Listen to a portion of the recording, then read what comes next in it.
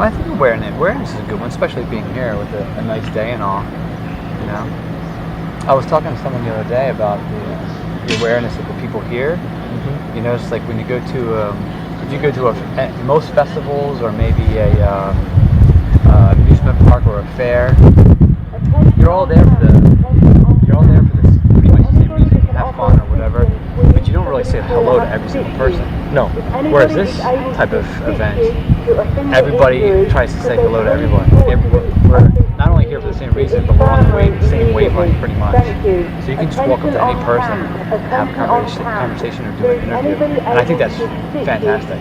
It's one of the only places it's ever happened for me. I've been a lot of places with sign painters and artists, and man, they are camera shy. Yeah. This place, they want to be in front of the camera because they want to spread, I feel, they want to spread the message of not just the lifestyle, but feeling better and being better and being more aware.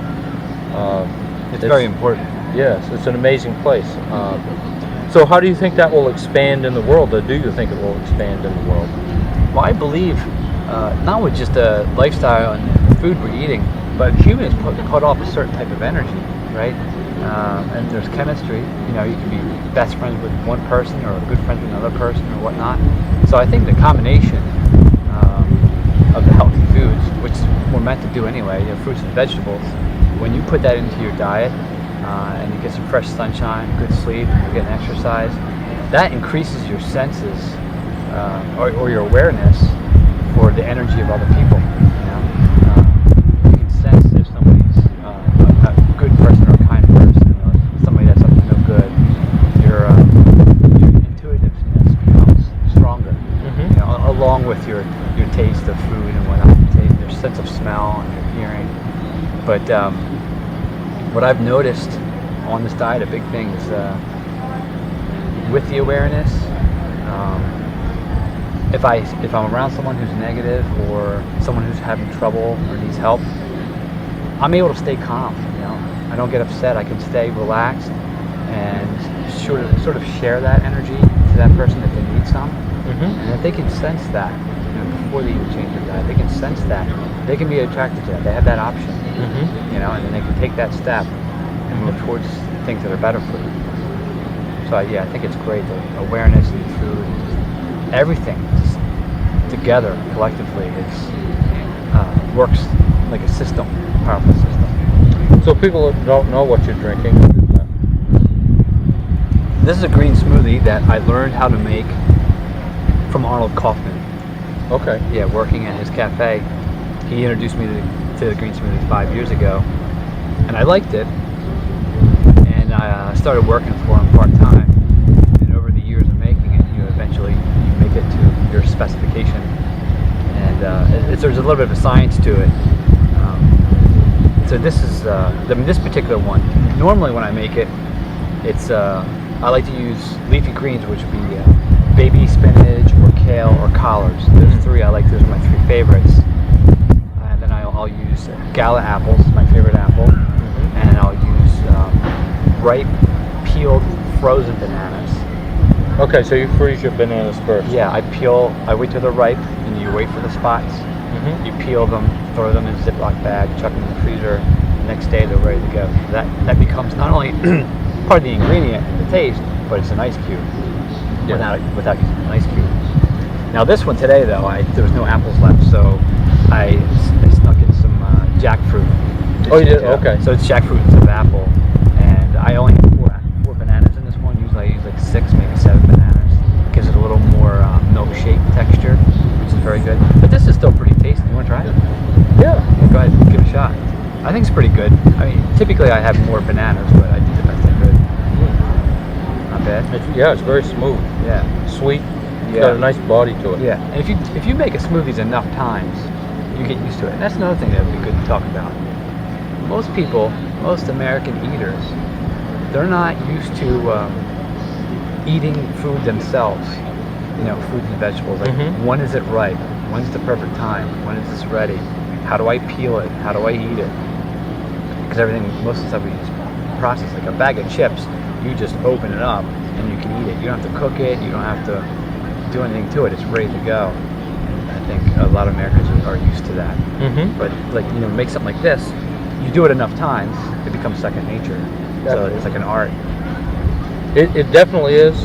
It's an art, but the recipes are easy to follow, and the blender makes it really easy to make a smoothie. Yeah, I believe people were making smoothies even maybe back in the 1800s. They were probably just using a stick or whatever. You have to manually do it, take a longer time. But Arnold got me on this because not just the nutrients and the fact that you're easily getting your greens in, because greens are important, but most people don't want to eat their greens. But I'm mixing it with bananas and dates, so you're getting the sweetness, but you're still getting the power of the greens. And then blending it makes it very easy to digest. So your body can maximize the nutrients out of the smoothie without putting a lot of effort into the digestion part. So that's why I think smoothies are great. I also think juicing is good too, but I like smoothies. It's one of my favorites. Okay. So you're more smoothie than juice? I do smoothies just about every single day. You know, at least 6 days a week, if not 7. And I do like juicing, but I have to feel it. You know, like for example, yesterday, my body was telling me that I need orange juice. So I juiced oranges straight up. And I felt it. You know, like I felt that I needed that. And I paid attention to it. And so, sure enough, when I juiced those oranges and I drank it, it was perfect. It's exactly what my tongue was telling me to get. So you just read it. I mean, in some cases, like you might need the juice because you have the detox. And Dan the Man's big on that. He knows a lot about that. And I think juicing is a pretty hardcore way of detoxing if you need it. I'm already pretty healthy. Yeah. So I'll just juice as I feel I need big. But in some cases, people probably need the juice. You know, it's an emergency. To juice Now, for 7 days. would you say that most people, when they first start out, their body is so full of toxins that they don't really know what they need? So what would be a good thing for them to start with? I often talk to people that come into the cafe and they'll say, well, I tried fruits and vegetables for 2 days and I got really sick. And that's tough. You really have to stick with it. People have to understand that once you get this nutrients going through your body's going to start getting some energy, and then when it gets some of that energy, it's going to say, okay, it's time to get sick, which is detoxing. You have to welcome the sickness, because it's the detox stage that you have to go through. And Arnold will say the same thing. You get sick, that's a blessing. Good, that's what your body needs. Let it push everything out. And most people will come in and they'll say, oh, you know, I did it for 1 week, maybe a week and a half. You really have to get to a second week. Once you get to that second week, you'll get through most of the detox section, and then it becomes easier. You know, that's like the hardest step. It's just like going to the gym. You go to the gym, you can't just work out for 2 seconds. It takes a lot of strength and effort, you know, and sweat to build muscle. It's not going to just appear on you the next day. So I tell people when they come in and they ask that question, like, oh, I'm sick of fruits and vegetables. I said, that's good. That means keep eating the fruits and vegetables and detox as much as you can. Absolutely. Because you have so much stuff to get out of you. And you detox constantly, especially when you're sleeping. I mean, you detox through your pores. You detox when you go to the bathroom. You detox when you're sweating, or even when you're crying. So I tell people you have to keep it up. You can't stop. You can't be afraid. Fruits and vegetables can't hurt you. It's impossible. You know, they grow in nature. They're meant for us to eat. You can't live without them. Although most Americans will go up to, like I've read, up to about 18 days without a fruit or a vegetable. Wow. Yeah, it's very common for them to do that because they can have a cheesesteak or pasta, and there's easy ways to fill up with cheese or bread, and that'll sustain you for hours. And there's a study where a bunch of people, they just go 18 days comfortably without, you know, it's not good for them, but they're not even thinking, hey, pick up this apple or some spinach, because there's so much filler. So, green smoothie, Awesome. juice. Do you do anything else for hydration? I'm glad you brought that up. I used to love soda. I used to love soda so much that I couldn't stand drinking water. Before I changed my diet, I would wake up, I'd be thirsty, you sweat when you're sleeping, and I would crack open a can of soda and start drinking it, and that was just such bad news. And I would drink water. I tried to. Oh, this is terrible. It's so boring. And when I changed my diet, that's it. I'm just going to drop the soda, cold turkey. And so I'm a strong believer of water, spring water whenever possible. So even if I'm not really dehydrated, I might feel a little bit parched in my mouth, or just feel like, you know what, I'm just gonna have some water, like a little bit of a pull. I'll just drink. Like, you can drink all the water you want. So I'm big on that. So like outside of juicing or smoothies, it's just straight up water, straight up. First thing in the morning, do you have water or do you have smoothies? I do make a smoothie. I mean, I'll be up for a little while before I make my smoothie, but most days I'll take some water. And another good thing to do is maybe squeeze a couple drops of organic lemon in there, like alkaline. I'll do that a couple days a week. And that's pretty good. But usually maybe it could only be about 8 ounces of water, 16 ounces, 8 ounces typically on a regular basis before I even get to the smoothie. But if I'm in a smoothie mood, you know, I might even hold off to like put the water in it. So as your body detoxes, that's when you get more sensitive to knowing what your body's calling for, like orange juice or... Sure. And there is a tough side to it. Like, for example, if I walk through a department store where there's a perfume section, I can really smell it. I mean, I can feel it on my skin, and I'll hold my breath before I walk through, because it's all chemicals. Oh yeah, absolutely. Now, years ago, I could walk through and just really didn't think much of it. I knew it was perfume, just walk through it, whatever. But now I have to stay away, or somebody's smoking a cigarette, I can smell it hundreds of feet away. I can smell that cigarette.